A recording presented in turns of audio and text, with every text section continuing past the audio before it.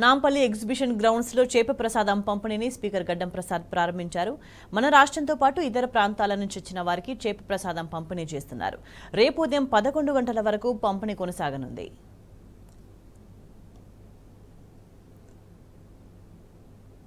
దీనికి సంబంధించి మరింత సమాచారం మా ప్రతినిధి వంశీ మనకి లైవ్ లో ఉంది. సార్ వంశీ,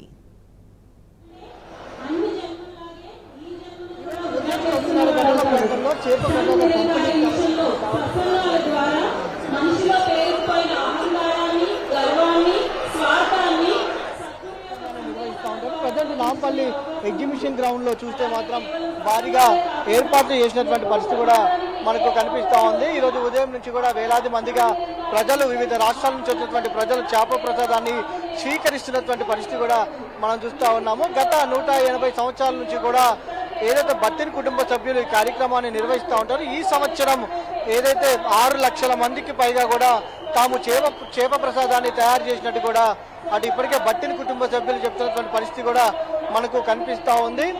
గత 3 సంవత్సరాలుగా కరోనా వలన కొంత ఈ కార్యక్రమానికి విరామం వచ్చిన తర్వాత తిరిగి ప్రారంభమైనటువంటి పరిస్థితి కూడా మనకు కనిపిస్తూ ఉంది. ఈ రోజు ఉదయం 9:30కి ప్రారంభమైనటువంటి ఈ కార్యక్రమం రేపు 11 గంటల వరకు కొనసాగనుంది.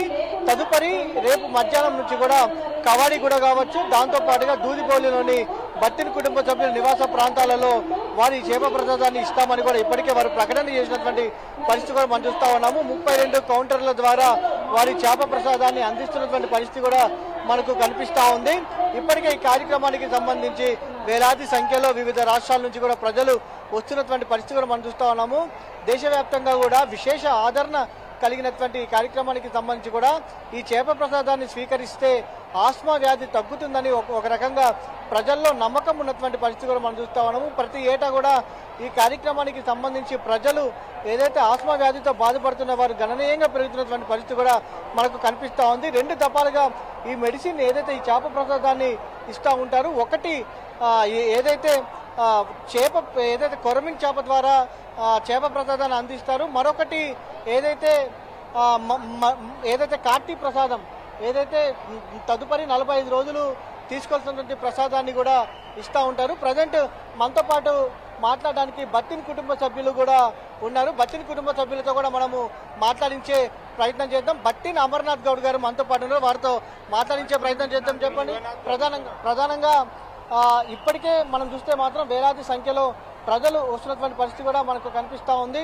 బత్తిని కుటుంబ సభ్యులు కూడా పెద్ద సంఖ్యలో వస్తున్నటువంటి పరిస్థితి కూడా చూస్తా ఉన్నాం. దాదాపుగా 300 మందికి పైగా వాలంటీర్లు ఇక్కడ పనిచేస్తున్నటువంటి పరిస్థితి మనం చూస్తా ఉన్నాము. చెప్పండి, ఈ సంవత్సరం దాదాపుగా ఎంతమంది వరకు మీరు ఈ ప్రసాదాన్ని తయారు చేయడం జరిగిందంటారు?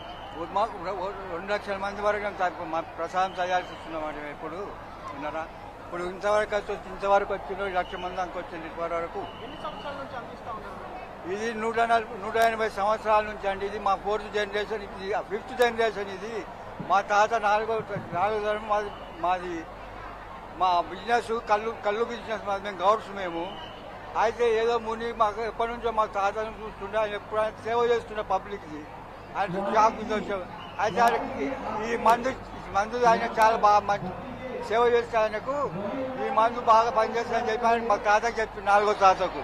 అయితే ఆయన కంటిన్యూ చేసుకున్నంత వరకు 4వ తాత. ఇప్పుడు మేము మధ్యని శంకర్కి మా నాయన, ఆయనకు 5 కొడుకున్నాం. ఇప్పుడు 5 కొడుకుల 4 పోయింది. ఇప్పుడు నేను విశ్వనాథ్ అంటే నేను ఒక్కనున్నా. ఇప్పుడు చేప ప్రసాదాన్ని స్వీకరించేటటువంటి వారు ఉంటారు, చేపని స్వీకరించినటువంటి వాళ్ళు కూడా ఉంటారు. అలాంటి వారికి ఎలా వస్తూ ఉన్నారు? వాళ్ళకు బెల్లం మందిస్తుంది, బెల్లంలో మందిస్తుంది. వాళ్ళకు విషయాలకు బెల్లంలో మందిస్తుంది.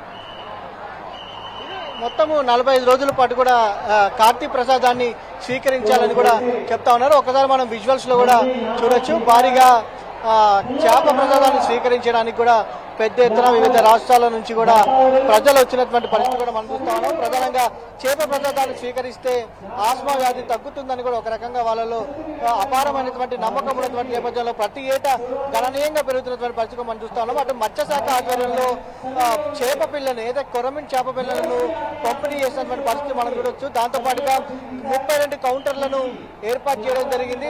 ఈ 32 కౌంటర్ల ద్వారా చేప ప్రసాద పంపిణీకి సంబంధించినటువంటి క్యూ లైన్స్ ఏర్పాటు చేయడం జరిగింది. దాంతో పాటుగా స్వచ్ఛంద సంస్థలు కూడా ఇక్కడ ఆహారాన్ని అందిస్తా ఉన్నారు వివిధ రాష్ట్రాల నుంచి వచ్చేటటువంటి వారికి సంబంధించి కూడా.